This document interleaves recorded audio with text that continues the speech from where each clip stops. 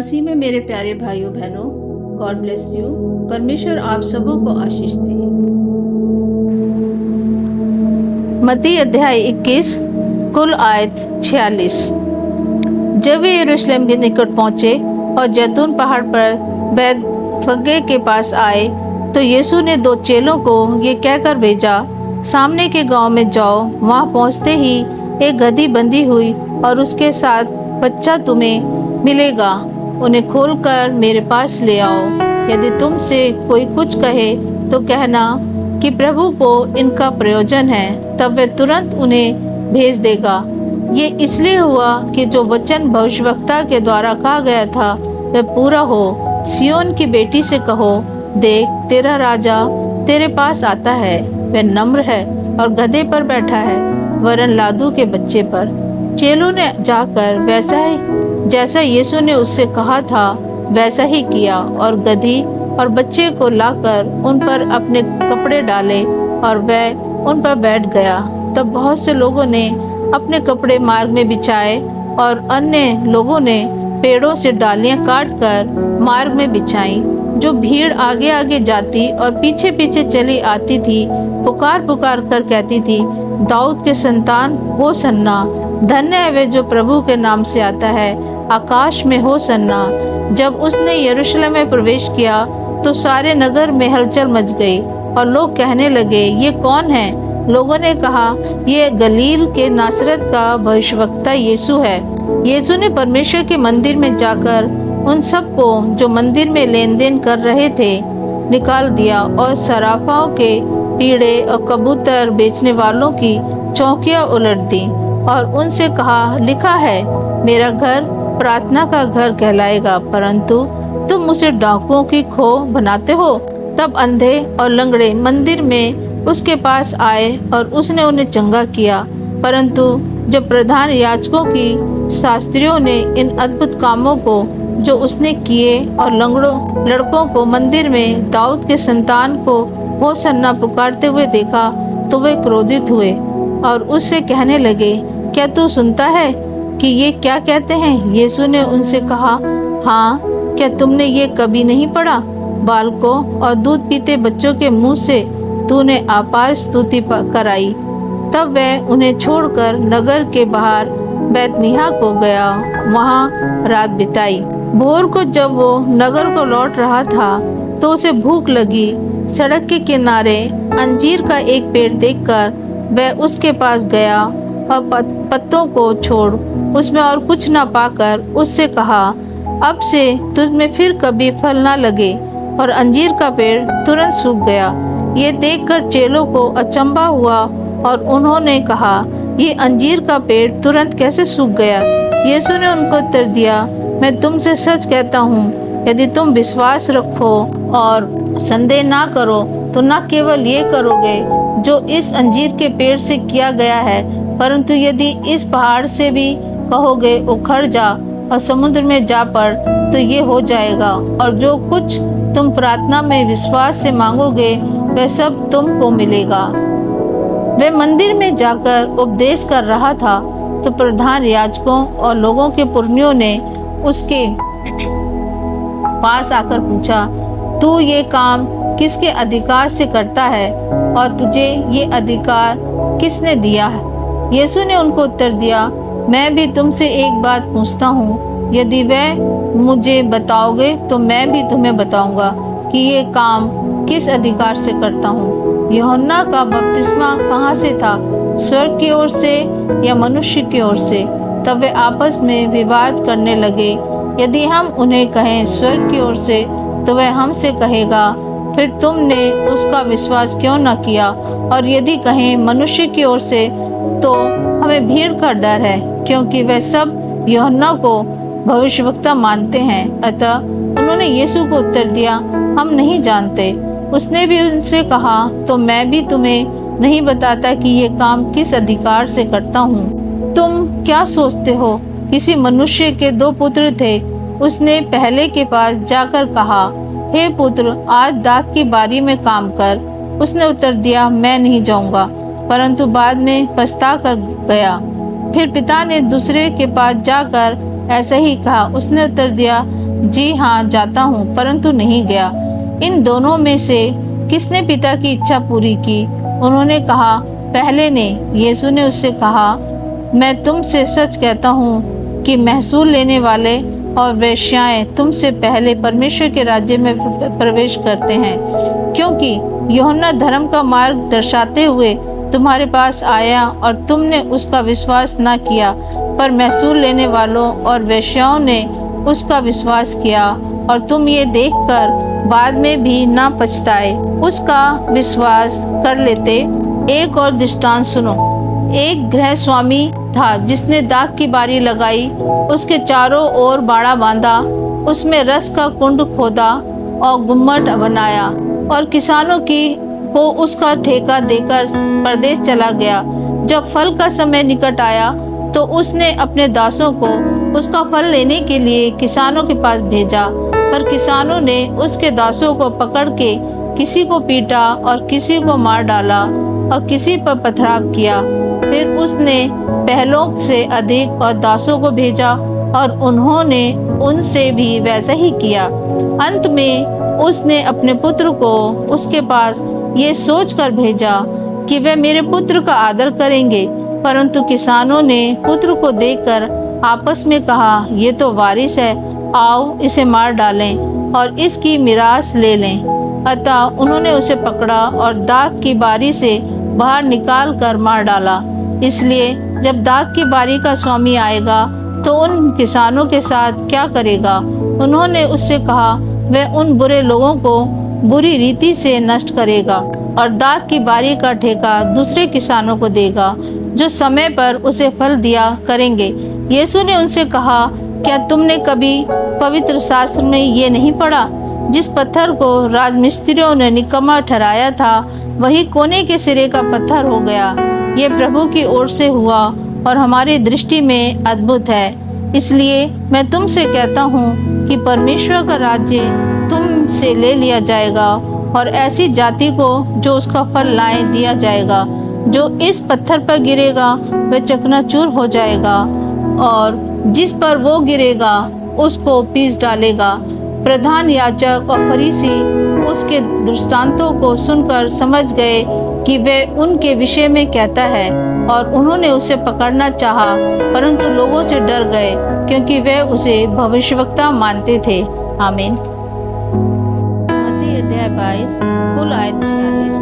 यीशु फिर उनसे दृष्टांत में कहने लगा, स्वर्ग का राज्य उस राजा के समान है जिसने अपने पुत्र का विवाह किया, और उसने अपने दासों को भेजा कि निमंत्रण लोगों को विवाह के भोज में बुलाए, परंतु उन्होंने आना न चाहा। फिर उसने और दासों को ये कहकर भेजा, निमंत्रित लोगों से कहो, देखो मैं भोज तैयार कर चुका हूँ, मेरे बैल और पले हुए पशु मारे गए हैं और सब कुछ तैयार है, विवाह के भोज में आओ। परंतु वे उपेक्षा करके चल दिए, कोई अपने खेत को, कोई अपने व्यापार को। अन्य लोगों ने जो बच रहे थे उसके दासों को पकड़कर उनका अनादर किया और मार डाला। तब राजा को क्रोध आया और उसने अपनी सेना भेजकर उन हत्यारों का नाश किया और उनके नगर को फूंक दिया।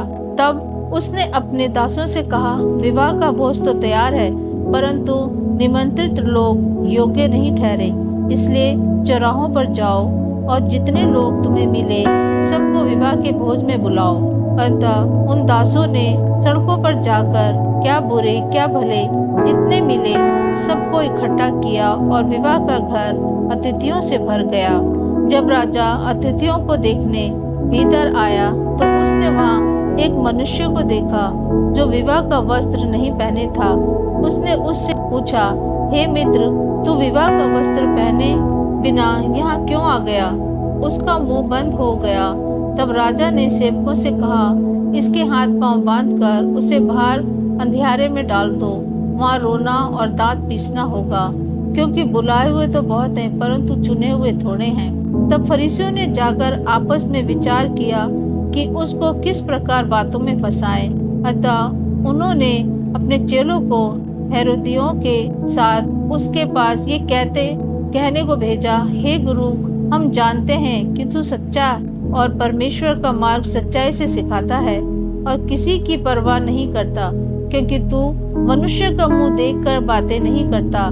इसलिए हमें बता, तू क्या सोचता है, कैसर को कर देना उचित है कि नहीं? यीशु ने उनकी दुष्टता जानकर कहा, हे कपटियों, मुझे क्यों परखते हो? कर का सिक्का मुझे दिखाओ। तब वे उसके पास 1 दिनार ले आए। उसने उनसे पूछा, ये छाप और नाम किसका है? उन्होंने उससे कहा, कैसर का। तब उसने उनसे कहा, जो कैसर का है वो कैसर को, और जो परमेश्वर का है वो परमेश्वर को दो। ये सुनकर उन्होंने अचंभा किया और उसे छोड़कर चले गए। उसी दिन सदूकी, जो कहते हैं कि मरे हुओं का पुनरुत्थान है ही नहीं, उसके पास आए और उससे पूछा, हे गुरु, मूसा ने कहा था कि यदि कोई पुरुष बिना संतान मर जाए तो उसका भाई उसकी पत्नी से विवाह करके अपने भाई के लिए वंश उत्पन्न करे। अब हमारे यहाँ 7 भाई थे। पहला विवाह करके मर गया और संतान न होने के कारण अपनी पत्नी को अपने भाई के लिए छोड़ गया। इसी प्रकार दूसरे और तीसरे ने भी किया और 7 तक यही हुआ। सबके बाद वह स्त्री भी मर गई। अतः जी उठने पर वह उन 7 में से किसकी पत्नी होगी, क्योंकि वह सबकी पत्नी हो चुकी थी। यीशु ने उन्हें उत्तर दिया, तुम पवित्र शास्त्र और परमेश्वर की सामर्थ्य नहीं जानते, इस कारण भूल में पड़े हो। क्योंकि जी उठने पर वह ना विवाह करेंगे और ना विवाह में दिए जाएंगे, परंतु स्वर्ग में परमेश्वर के दूतों के समान होंगे।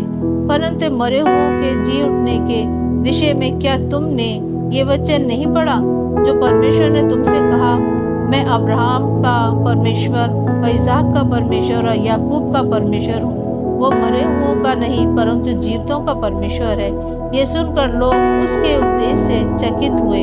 जब फरीसियों ने सुना कि यीशु ने सदूकियों का मुंह बंद कर दिया तो वह इकट्ठे हुए। उनमें से एक व्यवस्थापक ने उसे परखने के लिए उससे पूछा, हे गुरु, व्यवस्था में कौन सी आज्ञा बड़ी है?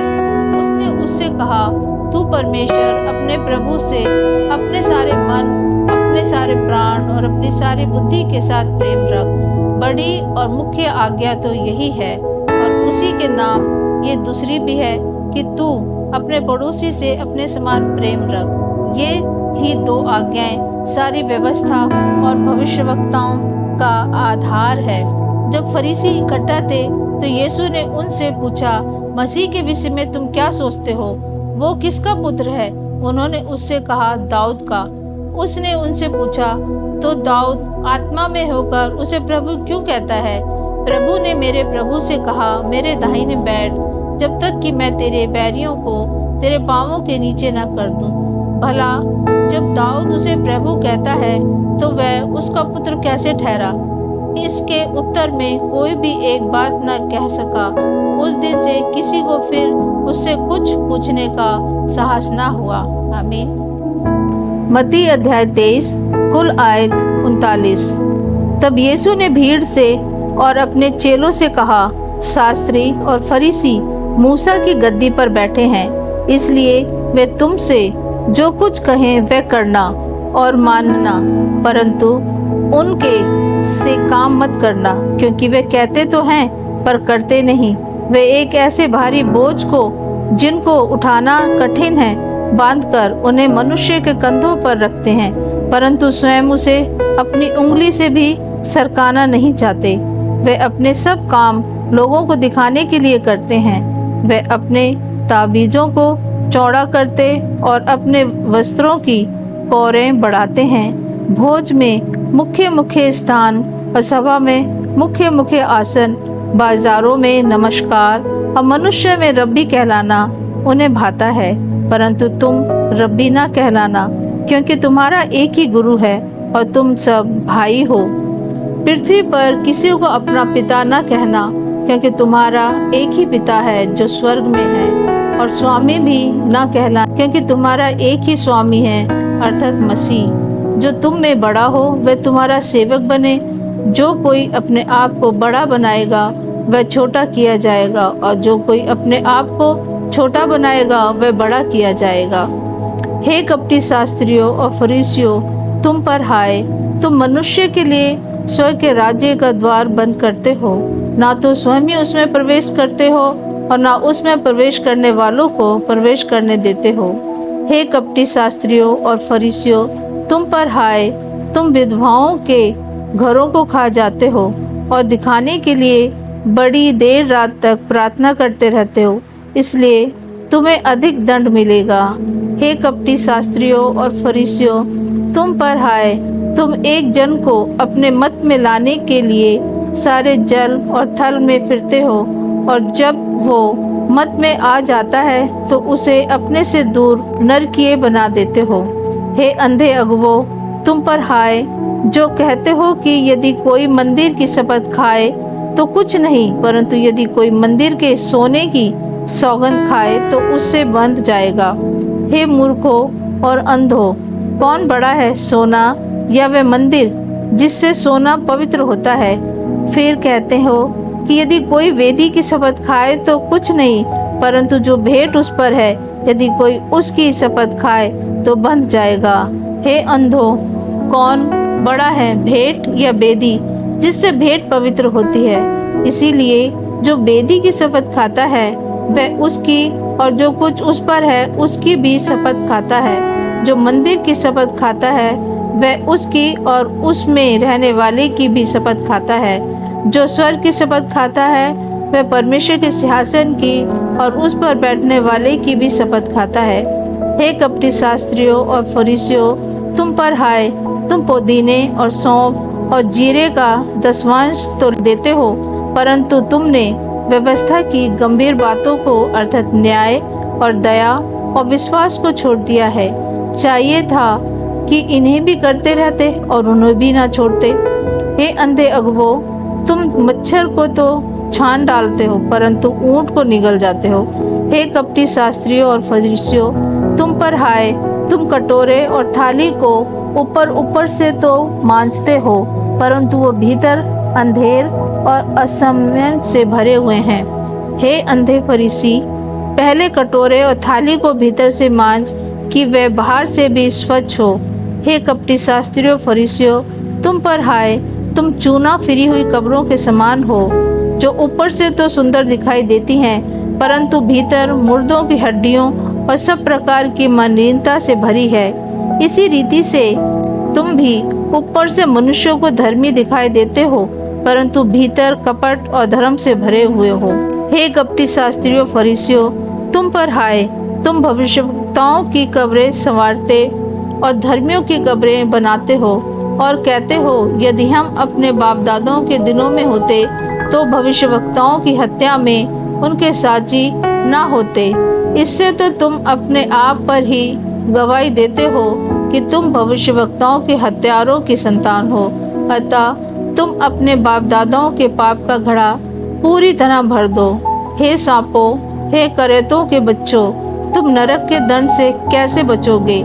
इसलिए देखो, मैं तुम्हारे पास भविष्यवक्ताओं और बुद्धिमानों और शास्त्रियों को भेजता हूँ, और तुम उनमें से कुछ को मार डालोगे और क्रूस पर चढ़ाओगे, और कुछ को अपने आराधनालयों में कोड़े मारोगे और एक नगर से दूसरे नगर में खदेड़ते फिरोगे, जिससे धर्मी हाबील से लेकर बिरिक्याह के पुत्र जकरिया तक, जिसे तुमने मंदिर और वेदी के बीच में मार डाला था, जितने धर्मियों का लहू पृथ्वी पर बहाया गया है वह सब तुम्हारे सिर पर पड़ेगा। मैं तुमसे सच कहता हूँ, ये सब बातें इस समय के लोगों पर आ पड़ेंगी। हे यरूशलेम के यरूशलेम, तू भविष्यवक्ताओं को मार डालता है और जो तेरे पास भेजे गए उन पर पथराव करता है। कितनी ही बार मैंने चाहा कि जैसे मुर्गी अपने बच्चों को अपने पंखों के नीचे इकट्ठा करती है, वैसे ही मैं भी तेरे बालकों को इकट्ठा कर दूं, परंतु तुमने ना चाहा। देखो, तुम्हारा घर तुम्हारे लिए उजाड़ छोड़ा जाता है, क्योंकि मैं तुमसे कहता हूँ, अब से जब तक तुम ना कहोगे धन्य है वह जो प्रभु के नाम से आता है, तब तक तुम मुझे फिर कभी ना देखोगे। आमीन। मत्ती अध्याय 24 कुल आयत 51। जब यीशु मंदिर से निकलकर जा रहा था तो उसके चेले उसको मंदिर की रचना दिखाने के लिए उसके पास आए। उसने उनसे कहा, तुम ये सब देख रहे हो ना? मैं तुमसे सच कहता हूँ, यहाँ पत्थर पर पत्थर भी ना छूटेगा जो ढाया ना जाए। जब वह जैतून पहाड़ पर बैठा था तो चेलों ने एकांत में उसके पास आकर कहा, हमें बता कि ये बातें कब होंगी, तेरे आने का और जगत के अंत का क्या चिन्ह होगा? यीशु ने उनको उत्तर दिया, सावधान रहो, कोई तुम्हें ना भरमाने पाए, क्योंकि बहुत से ऐसे होंगे जो मेरे नाम से आकर कहेंगे मैं मसीह हूँ और बहुतों को भरमाएंगे। तुम लड़ाइयों और लड़ाइयों की चर्चा सुनोगे तो घबरा न जाना, क्योंकि इनका होना अवश्य है, परंतु उस समय अंत न होगा, क्योंकि जाति पर जाति और राज्य पर राज्य चढ़ाई करेगा और जगह जगह अकाल पड़ेंगे और भूकंप होंगे। ये सब बातें पीड़ाओं का आरंभ होंगी। तब वे कलेश देने के लिए तुम्हें पकड़वाएंगे और तुम्हें मार डालेंगे, और मेरे नाम के कारण सब जातियों के लोग तुमसे बैर रखेंगे। तब बहुत से ठोकर खाएंगे और एक दूसरे को पकड़वाएंगे और एक दूसरे से बैर रखेंगे। बहुत से झूठे भविष्यवक्ता उठ खड़े होंगे और बहुतों को भरमाएंगे। अधर्म के बढ़ने से बहुतों का प्रेम ठंडा पड़ जाएगा, परंतु जो अंत तक धीरज धरे रहेगा उसी का उद्धार होगा। और राज्य का ये सुसमाचार सारे जगत में प्रचार किया जाएगा कि सब जातियों पर गवाही हो, तब अंत आ जाएगा। इसलिए जब तुम उस उजाड़ने वाली घृणित वस्तु को, जिसकी चर्चा दानिएल भविष्यवक्ता के द्वारा हुई थी, पवित्र शास्त्र में खड़ी हुई देखो, जो पढ़े वह समझे। तब जो यहूदिया में हो वे पहाड़ों पर भाग जाएं, जो छत पर हो वह अपने घर में से सामान लेने को ना उतरे, और जो खेत में हो वह अपना कपड़ा लेने को पीछे ना लौटे। उन दिनों में जो गर्भवती और दूध पिलाती होंगी उनके लिए हाय हाय। प्रार्थना किया करो कि तुम्हें जाड़े में या सबत के दिन भागना ना पड़े, क्योंकि उस समय ऐसा भारी कलेश होगा जैसा जगत के आरंभ से ना अब तक हुआ और ना कभी होगा। यदि वे दिन घटाए ना जाते तो कोई प्राणी ना बचता, परंतु चुने हुओं के कारण वे दिन घटाए जाएंगे। उस समय यदि कोई तुमसे कहे, देखो मसीह यहाँ है या वहाँ है, तो विश्वास न करना, क्योंकि झूठे मसीह और झूठे भविष्यवक्ता उठ खड़े होंगे और बड़े चिन्ह और अद्भुत काम दिखाएंगे कि यदि हो सके तो चुने हुओं को भी भरमा दें। देखो, मैंने पहले से तुमसे ये सब कुछ कह दिया है। इसलिए यदि वे तुमसे कहें, देखो वे जंगल में है, तो बाहर ना निकल जाना, या देखो वे कोठरियों में है, तो विश्वास ना करना, क्योंकि जैसे बिजली पूर्व से निकलकर पश्चिम तक चमकती है, वैसे ही मनुष्य के पुत्र का भी आना होगा। जहाँ लोथ हो वहीं गिद्ध इकट्ठा होंगे। इन दिनों के कलेश के तुरंत बाद सूर्य अंधेरा हो जाएगा और चंद्रमा का प्रकाश जाता रहेगा और तारे आकाश से गिर पड़ेंगे और आकाश की शक्तियां हिलाई जाएंगी।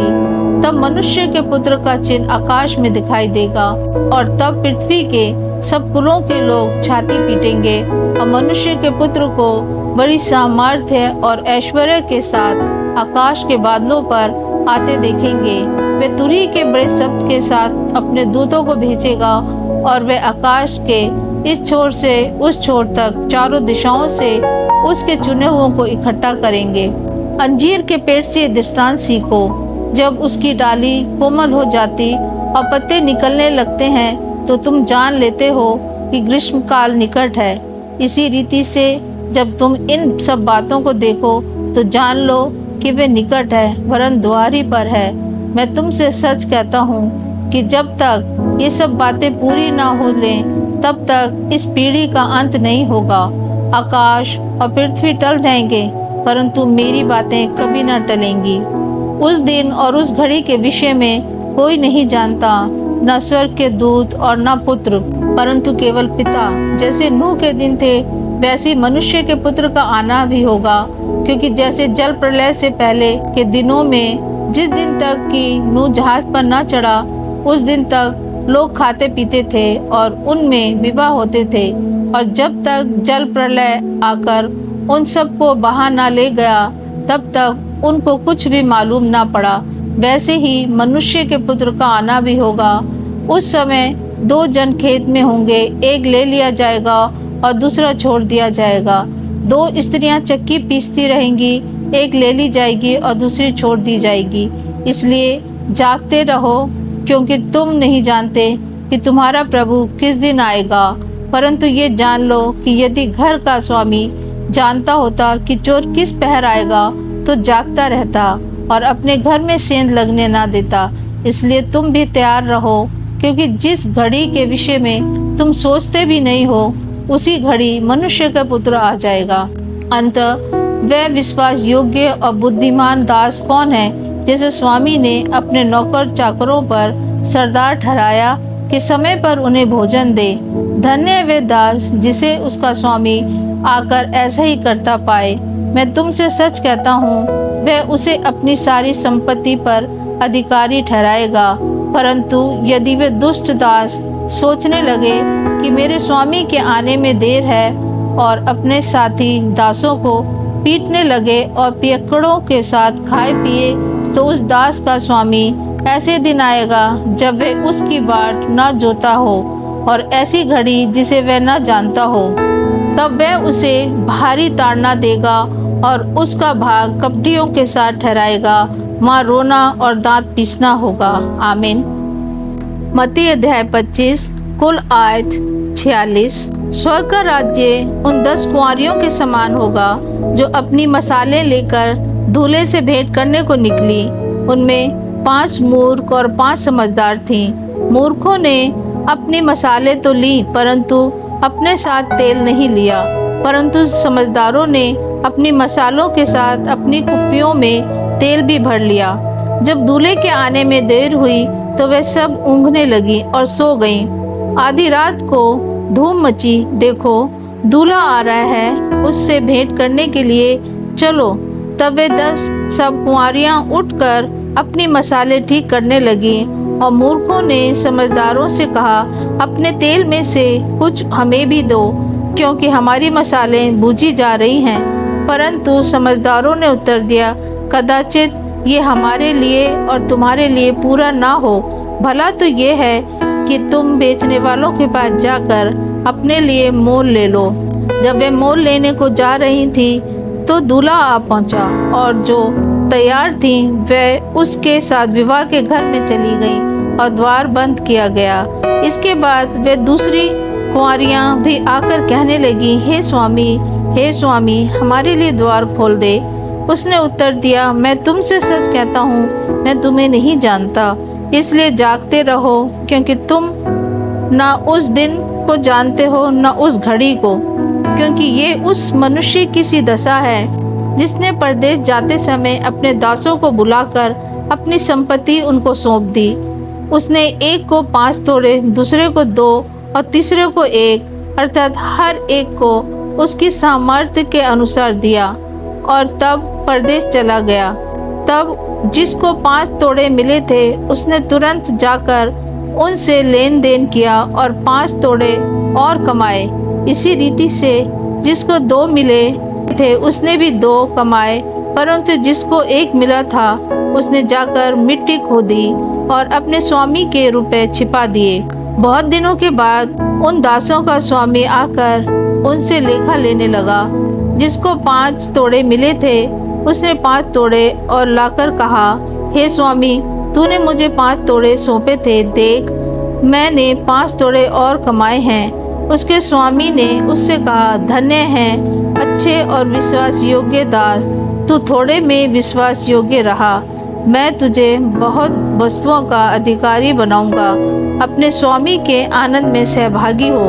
और जिसको 2 तोड़े मिले थे, उसने भी आकर कहा, हे स्वामी, तूने मुझे 2 तोड़े सौंपे थे, देख मैंने 2 तोड़े और कमाए। उसके स्वामी ने उससे कहा, धन्य है अच्छे और विश्वास योग्य दास, तू थोड़े में विश्वासी योग्य रहा, मैं तुझे बहुत वस्तुओं का अधिकारी बनाऊंगा। अपने स्वामी के आनंद में सहभागी हो। तब जिसको 1 तोड़ा मिला था, उसने आकर कहा, हे स्वामी, मैं तुझे जानता था कि तू कठोर मनुष्य है, तू जहाँ कहीं नहीं बोता वहाँ काटता है और जहाँ नहीं छींटता वहाँ से बटोरता है।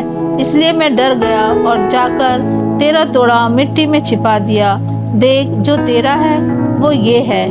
उसके स्वामी ने उत्तर दिया, हे दुष्ट और आलसी दास, जब तू ये जानता था कि जहाँ मैंने नहीं बोया वहाँ से काटता हूँ और जहाँ मैंने नहीं छींटा वहाँ से बटोरता हूँ, तो तुझे चाहिए था कि मेरा रुपया सराफा को दे देता, तब मैं आकर अपना धन ब्याज समेत ले लेता।